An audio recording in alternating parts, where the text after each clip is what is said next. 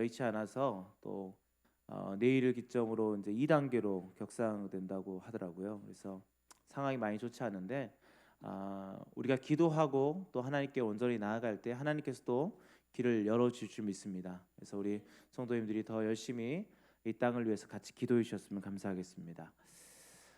오늘 교회에 오면서 차를 타고 오는데 그 순환도를 타고 나와서 이제 주유소를 지나서 이제 꺾는 길을 딱 꺾는데 정면에 아주 맛있는 게 한 개 걸려 있더라고요. 무엇이었을까요?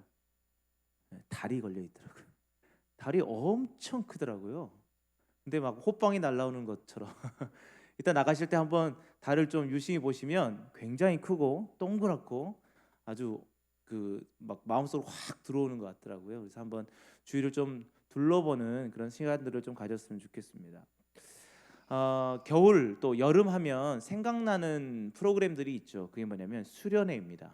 저도 이제 수련회를 여름과 겨울에 진행을 하고 또 이제 단기 선교를 갔을 때도 그 수련회 프로그램들을 진행을 하고 있습니다. 근데 요즘은 참 어렵죠. 대면으로 이렇게 수련회 하기가 너무 어렵기 때문에 지난 여름에도 저희는 온라인으로 이제 수련회도 하기도 하고 또 이번 겨울에도 아마 온라인으로 여러 수련회들을 하지 않을까 싶습니다. 근데 이렇게 하다 보니까 예전에 있었던 수련회가 자꾸 떠오르는 거예요. 그래서 수련회 때 강사분들이 꼭 오시면 특히 이제 청년들 집회라든지 이런 데 강사들이 오시면 단골 멘트가 있어요. 그 중에 한 게 뭐냐면 여러분들이 은혜 받고 여기서 막 부르짖고 이제 집에 가서 신발을 딱 벗는 순간 어떻게 된다? 은혜를 까먹는다. 이런 멘트가 있죠. 근데 실제적으로 그런 상황들이 많이 발생하는 것 같아요. 수련회 때 굉장히 은혜를 받죠. 막 부르짖고 기도하고 눈물로 기도하고 막 주여 주여 하면서 야 나는 하나님의 음성을 들었고 하나님께서 나에게 말씀하시는 것들이 너무나 크기에 내가 이제 헌신하여서 열심히 사역하겠다 하고 이제 집에 가서 이제 피곤한 몸으로 집에 가서 이제 침대에 딱 누웠죠. 근데 잠이 딱 들었는데 엄마가 밖에서 홍이야 씻고 밥 먹어라고 하는 그 소리에 피곤해요 막 하면서 짜증냈던 우리의 모습이 혹시 여러분들의 모습이지 않았나 되돌아봤으면 좋겠어요. 저는 그랬던 모습이 가끔 있었던 것 같아요. 물론 자주 있는 건 아니죠. 근데 청년들의 이야기를 잘 듣다 보면 또 성도님들도 그렇지만 그런 경우가 많이 있습니다. 교회에서 은혜 받고 집에 가면 그 은혜를 까먹는. 그래서 우리가 은혜를 받았다가 어떤 시간이 지나면 그것들을 다 잊혀져 가는 모습들이 우리 안에 남아 있는 것 같습니다. 우리는 수련회 때 은혜를 받고 결단하고 또 마음을 정하고 돌아왔음에도 불구하고 왜 우리는 그렇게 그 은혜를 까먹고 다시 원상태로 돌아갈까? 오늘 본문의 말씀은 여호사밧이 유다의 왕위에 올라와 가지고 사역했던 그 모든 것들을 정리한 내용입니다. 그래서 여호사밧은 어떤 왕이었는가에 대해서 이전에 이제 사역들을 쭉 나열한 다음에 이제 마지막 몇 절로 정리하는 거죠. 그래서 여호사밧은 어떤 왕이었냐? 32절부터 33절 말씀에 보니까 여호사밧이 그의 아버지 아사의 길로 행하여 돌이켜 떠나지 아니하고 여호와 보시기에 정직하게 행하였으며라고 돼 있죠. 첫 번째가 뭐예요? 여호와 보시기에 정직하게 행했대요. 33절 말씀에 보니까 그러나 산당만은 철거하지 아니하였으므로 백성이 여전히 마음을 정하여 그들의 조상들의 하나님께로 돌아오지 아니하였다. 그러니까 두 가지 평가가 있는 거예요. 첫 번째 평가는 뭡니까? 여호사밧은 여호와 보시기에 정직하게 행했다라는 평가였어요. 자, 역대하 17장 3절 말씀에 보니까 그가 어떻게 정직하게 행했냐? 여호와께서 여호사밧과 함께 하셨으니 이는 그가 그의 조상 다윗의 처음 길로 행하여 바알들에게 구하지 아니하였다라고 얘기하고 있어요. 그러니까 여호사밧은 다윗의 처음 길, 그러니까 다윗이 하나님의 부르심 받고 왕위에 올랐어요. 그리고 순전한 마음으로 하나님을 쫓았던 그 모습 그대로 이 여호사밧이 왕의 자리에 있을 때 행했다라는 거예요. 그 행하는 것은 뭐예요? 매 순간 하나님께 구하는 거예요. 하나님 이걸 어떻게 할까요? 이런 상황 속에서 어떤 삶을 살아갈까요? 하나님 이런 전쟁 가운데 우리가 어떻게 할까요? 계속 하나님께 묻고 살아갔다라는 거예요. 그러니까 하나님만을 의지하고 하나님께만 간구했던 왕이 누구냐? 이 여호사밧이었어요. 그러니까 그의 평가는 뭐예요? 하나님만을 의지하여서 하나님 보시기에 정직한 왕이었음을 오늘 본문에서는 이야기하고 있어요. 또 한 가지는 무엇입니까? 다른 평가는 자 33절 말씀에 다시 보면 산당만은 철거하지 아니하였다라고 해요. 산당만은 철거하지 아니하였다. 그게 뭐예요? 부족한 부분이 있었다라는 거예요. 그 결과는 어떻게 했습니까? 백성들이 자신들이 정한 대로 하나님께로 돌아오지 않았다라는 거예요. 그러니까 자신들은 이전의 삶들로 다시 회귀했다라는 거죠. 그러니까 백성들이 마음을 정하는 것은 하나님께로 마음을 정해야 됨에도 불구하고 우상 숭배하는 곳으로 마음을 정하고 그 길로 계속 갔다라는 거예요. 그리고 한 가지 문제가 더 있었어요. 35절 말씀에 보니까 유다 왕 여호사밧이 나중에 이스라엘 왕 아하시아와 교제하였는데 아하시아는 심히 악을 행하는 자였더라라고 얘기하고 있죠. 그러니까 그가 잘못했던 것이 뭐예요? 산당을 없애지 못했던 것과 또 한 가지는 북이스라엘 왕과 교제했다라는 거예요. 하나님이 기뻐하시지 않는 나라와 교제하고 함께했다라는 거예요. 그로 인해서 함께 악을 행하게 되고 하나님의 책망을 받게 되는, 하나님의 징계를 받게 되는 그런 왕으로 평가를 받습니다. 서두에 수련의 이야기를 했는데 이 말씀을 묵상하면서 이 수련회가 떠올랐던 거예요. 아, 은혜를 받긴 받아요. 그러나 뭔가 부족한 거예요. 그러니까 다시 원래대로 돌아가 버리는 거죠. 그리고 그는 북이스라엘 왕과 교제함으로 인해서 나중에 하나님의 벌을 받게 돼요. 여호사밧 왕은 하나님을 찾으며 따라가는 삶을 살았어요. 그러나 그의 삶 속에서는 불완전한 삶을 살아갔다는 것이죠. 그로 인해 백성들의 삶은 어떻습니까? 백성들이 마음을 정합니다. 그런데 하나님께로 마음을 정하는 것이 아니라 우상들에게 마음을 정하는 거예요. 사랑하는 성도 여러분, 우리는 하나님께로 마음을 정하는 그리스도인이 되어야 될 줄 믿습니다.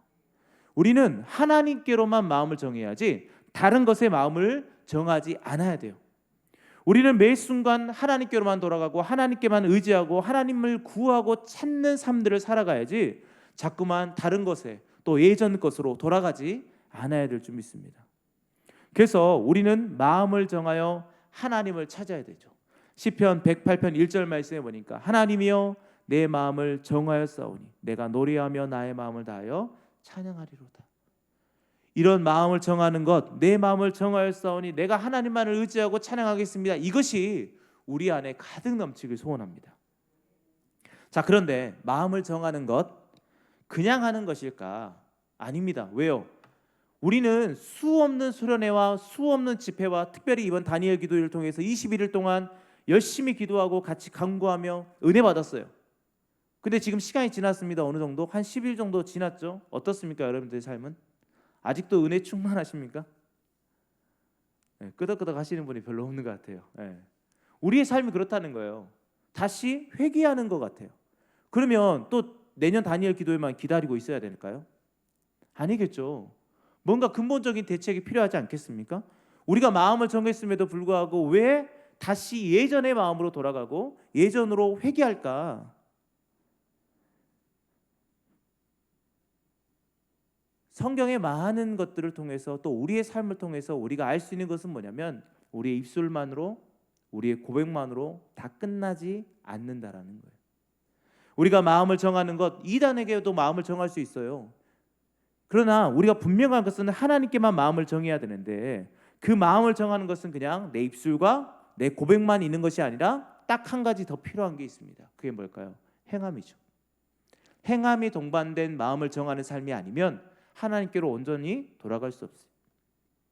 그래서 우리는 이 행함이 같이 있어야 되는데 야고보서 2장 26절 말씀에 보니까 영혼 없는 몸이 죽은 것 같이 행함이 없는 믿음은 죽은 것이다 라고 얘기하고 있죠. 야고보서의 전체적인 내용 가운데 그것이 있지 않습니까? 우리의 믿음, 우리의 모든 것이 행함과 동반되어야 된다. 이것을 다시 바꿔서 말하면 무엇입니까? 행함이 없는 마음을 정하는 것, 행함이 없이 마음을 정하는 것은 헛것이다라는 거예요.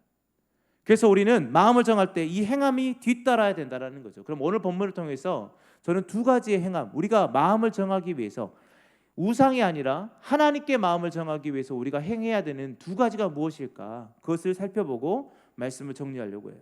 첫 번째는 뭐냐? 죄의 모양이라도 버려야 된다라는 거죠. 자, 33절 말씀. 산당만은 철거하지 아니하였으므로 라는 이 말씀. 여러분, 그러면 산당 안에 있는 것들은 철거했을까요? 안 했을까요? 했어요. 산당 안에 있는 것들은 철거했다고요. 우상을 숭배하던 숭배자들도 쫓아냈다고요. 그런데 산당만은 없애지 않았어요. 그래서 이거를 왜 산당만을 없애지 않았을까? 그러니까 저의 마음속에 그런 생각이 드는 거예요. 뭐 저의 어떤 저의 마음의 어떤 좁은 면일 수도 있지만 아까워서 저 건물 다른 데 쓸 수 있지 않을까? 이런 생각이 있지 않았을까라는 생각이 들어요. 어찌됐든 중요한 것은 그 건물을 없애지 않았다라는 거죠.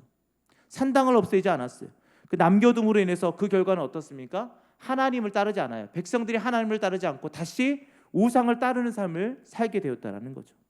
그 이유가 바로 이 산당을 허물지 않았기 때문입니다.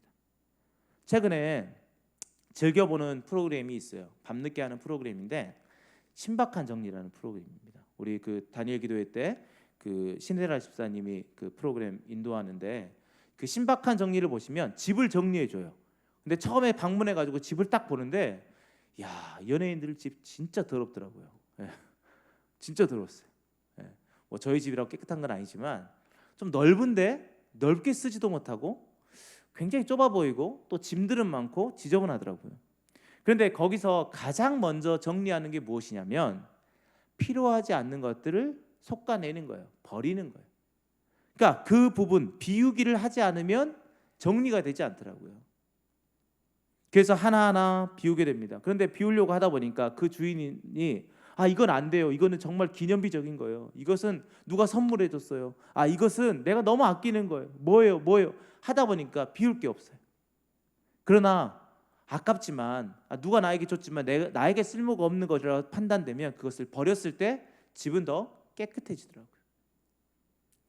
우리도 똑같습니다. 마음을 정했는데 우리 마음속에 비워야 되는 것들을 비우지 못하면 어떻게 될까요?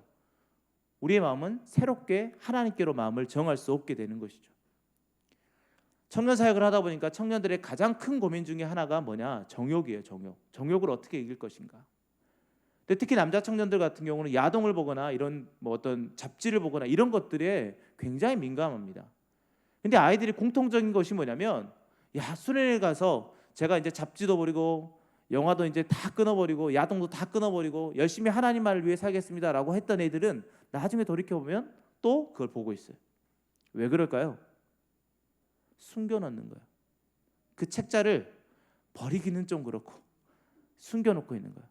파일도 컴퓨터 파일에 숨겨놓는 거예요. 여러분들 잘 아시는 분은 아시겠지만 거기 안에 파일을 안 보이게 할 수 있는 그런 명령어들이 있어요. 그러니까 파일이 있는데 안 보여요. 근데 그 사람이 파일을 조작해서 보이게 딱 체크를 하면 그 파일이 어느 순간 딱 나타나는 파일도 있어요. 혹시 궁금하시면 저한테 갖고 오시면 제가 다 찾아드립니다. 청년들이 그렇게 한다라는 거예요. 버리지 못해요. 거기다 숨겨놓으니까 나중에 시간이 생기고 또 어떤 그런 것들에 대한 욕구가 생길 때 어떻게 할까요? 그 파일을 찾아보는 거예요. 그 책자를 찾아보는 거예요.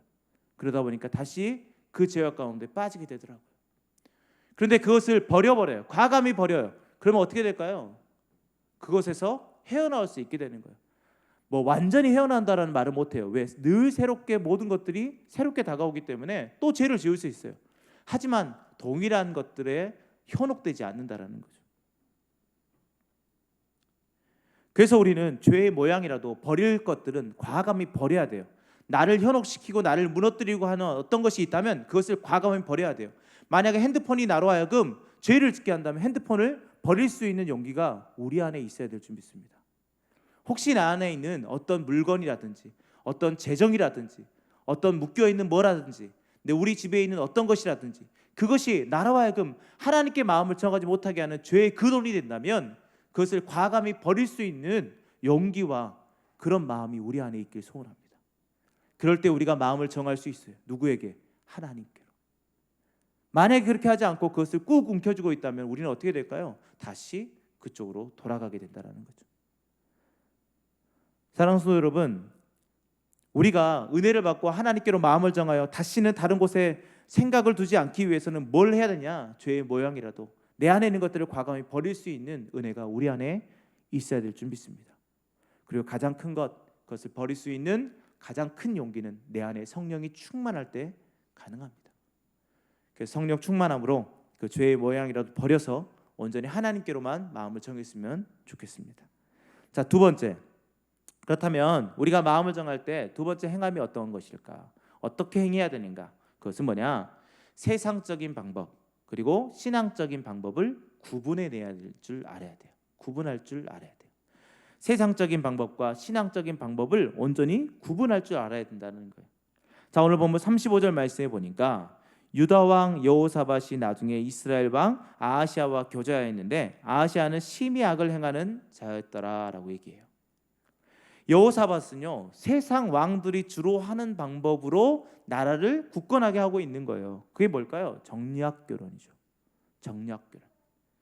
그러니까 우리도 그렇잖아요. 어떤 사람과 사돈관계가 맺으면 좀 껄끄럽더라도 사돈관계가 맺어지는 그 순간 혈연으로 맺어지기 때문에 그 가정과 뭐 불편하더라도 평화를 유지할 수밖에 없게 되는 거죠. 많은 나라들이 그렇게 했습니다.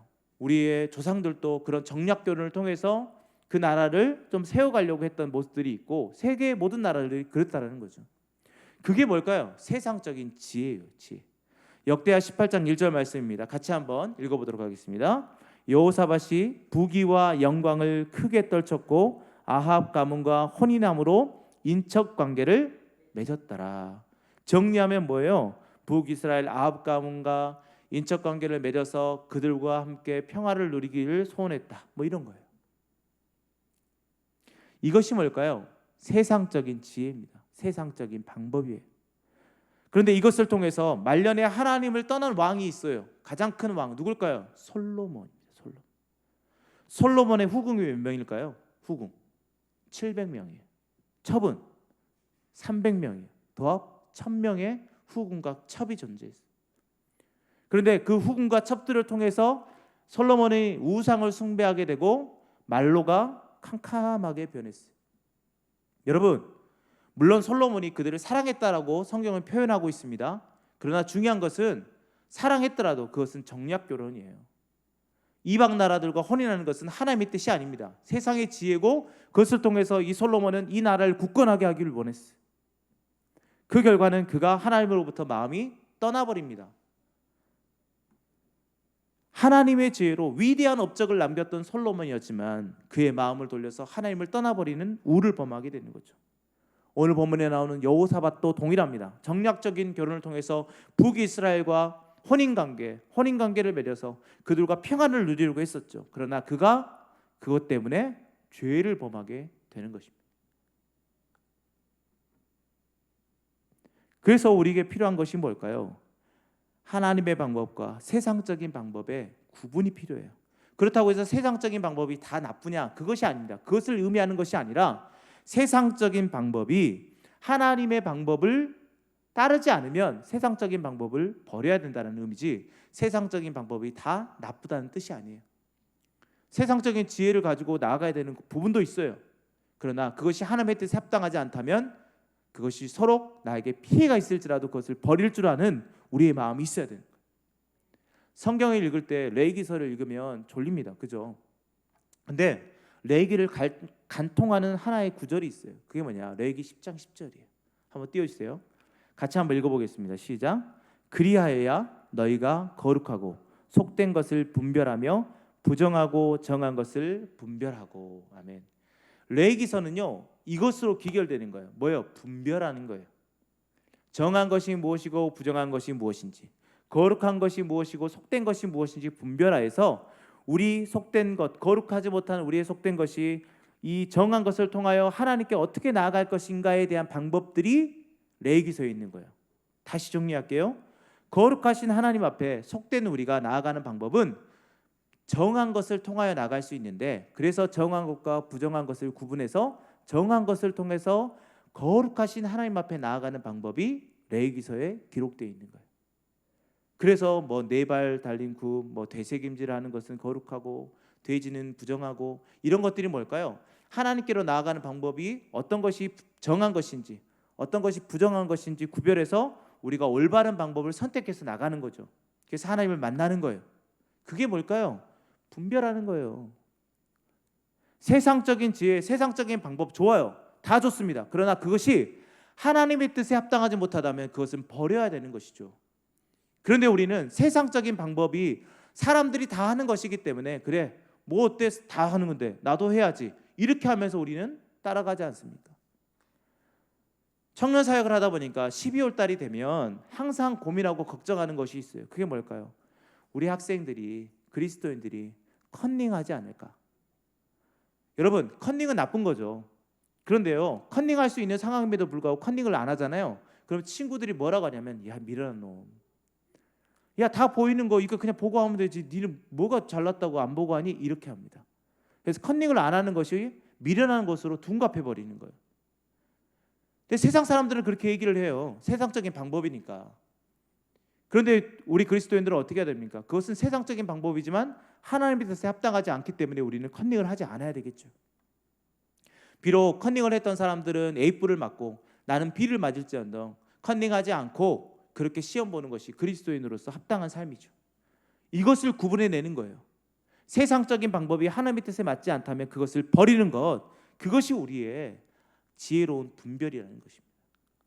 사랑하는 성도 여러분, 제가 청년 사역을 하기 때문에 청년의 예화를 들었지만 여러분들의 삶 속에서는 더 많은 것들이 이것과 부딪힐 거예요. 사업을 하다 보면 여러 가지 일들이 있고, 어떤 일을 할 때 그 일 처리에서 다른 사람들은 뭐 이렇게 빠르게 하지만 나는 정직하게 해야 되기 때문에 좀 느려지고, 다른 사람들이 좀 핀잔을 주고, 이런 경우가 수도 없이 많이 발생할 겁니다. 제가 알지 못하는 부분들이 너무 많기 때문이죠. 그 고충을 어떻게 다 알 수 있겠습니까? 그냥 쉽게 사람들이 하던 대로 그냥 하면 되는데, 그런데 중요한 것은 하나님은 그 방법을 원하지 않으신다라는 거예요. 성도님들이 개인적인 여러 가지 상황 가운데 세상적인 방법으로 나아갔을 때 부귀를 얻고 또 여러 가지 칭찬을 받고 할 수도 있습니다. 근데 제가 여기 자리에서 그 삶을 살아보지 않고 무조건 이렇게 하세요, 말도 못 하겠어요. 그러나 중요한 것은 뭐냐? 하나님은 하나님의 방법대로, 하나님의 지혜대로 살아가는 것을 원하신다라는 거예요. 근데 그렇게 살지 않았을 때 우리가 아무리 마음을 정한다고 해도 하나님께로 온전히 나아갈 수 없게 되는 거예요. 그래서 나중에는 하나님을 찾는 것이 아니라 세상적인 방법을 찾아가고, 하나님께 구하는 것이 아니라 세상의 선배들에게 구하게 되는 우리의 현실로 가게 됩니다. 그 삶은 우리의 신앙의 삶이 아닙니다. 사랑하는 성도 여러분, 그래서 우리는 미련할지라도, 사람들이 손가락질 할지라도 세상적인 지혜와 세상적인 방법이 하나님의 뜻에 합당하지 않다면 하나님의 방법과 하나님의 지혜를 온전히 쫓는 저희 모두가 되어야 될 줄 믿습니다. 자, 이제 말씀을 정리합니다. 여호사밧은 하나님 앞에서 정직한 왕이라고 표현하고 있죠. 그럼에도 불구하고 그의 백성들은 우상을 숭배하는 자리에 있었어요. 왜 그럴까요? 그가 버려야 될 것들을 버리지 못하고 죄의 모양을 그대로 남겨두었기 때문입니다. 또 한 가지는 그가 세상적인 지혜의 방법들을 가지고 혼인관계, 정략결혼을 통해서 하나님의 방법이 아닌 방법으로 살아갔기 때문입니다. 그래서 그로 인해서 그는 말년에 하나님의 저주를 받게 되는 것이죠. 이게 쉬운 방법은 아닙니다. 쉬운 삶은 아닙니다. 저는 이 모든 것들을 여러분들에게 무조건 살아내십시오 그렇게 말할 수 있는 그런 사람도 아닙니다. 저도 그렇게 늘 넘어지기 때문이죠. 그러나 중요한 것은 그렇게 넘어질지라도 하나님은 분명히 말씀하시는 것은 의인은 7번 넘어져도 다시 한번 일어서는 사람이 의인이라고 했습니다. 세상적인 방법으로 쫓아갔을지라도 다시 한번 주님 앞에 무릎 꿇고 나아가며 새롭게 하나님의 방법대로 순종하며 나아갈 때 하나님은 그 길을 의인의 길이라고 생각하시고 또 인도하실 줄 믿습니다. 그래서 우리는 마음을 정해야 됩니다. 누구에게요? 하나님께로, 그리스도에게로. 세상의 지혜와 세상의 방법과 세상의 우상들이 아니라 하나님께로 마음을 정하여 하나님의 인도하심을 따라 나아가는 저희 모두가 되길 소원합니다. 이제 남은 3일 밤 동안 뭐 어렵습니다. 쉽지 않죠. 그러나 하나님의 방법대로, 또한 여러분들 안에 죄의 모양이 있다면 어떤 형태로든지 그것을 버려야 된다라고 생각했다면 그것을 과감히 버리는 한 주간이 되었으면 좋겠습니다. 그래서 늘 주님 안에서 주님께만 마음을 품고 주님께만 마음을 정하는 저희 모든 성도님이 되기를 예수님의 이름으로 축원드립니다. 기도하겠습니다. 하나님, 우리가 모든 상황 속에서 하나님을 찬양하겠다고, 모든 상황 속에서도 하나님만을 바라보겠다라고 그렇게 고백하며 나아가길 소원합니다. 그러나 입술과 우리의 그냥 마음으로만이 아니라 우리의 행함을 통해서도 그 모든 것들을 표현하는 저희 모두가 되게 하여 주시옵소서. 그래서 우리가 늘 고백하며 나아가고 버릴 것들은 버리고 또 세상적인 방법이 하나님의 뜻에 맞지 않다면 온전히 하나님의 방법과 하나님의 지혜를 구하며 하나님의 방법대로 살아가는 저희 모두가 되게 하여 주시옵소서. 그런데 우리가 삶을 살아내기가 쉽지 않습니다. 우리 각자에게 성령의 충만한 은혜를 베풀어 주셔서 성령의 인도하심을 따라 나아가는 저희가 되게 하여 주시옵소서. 모든 걸 감사하며 예수님의 이름으로 기도하였습니다. 아멘.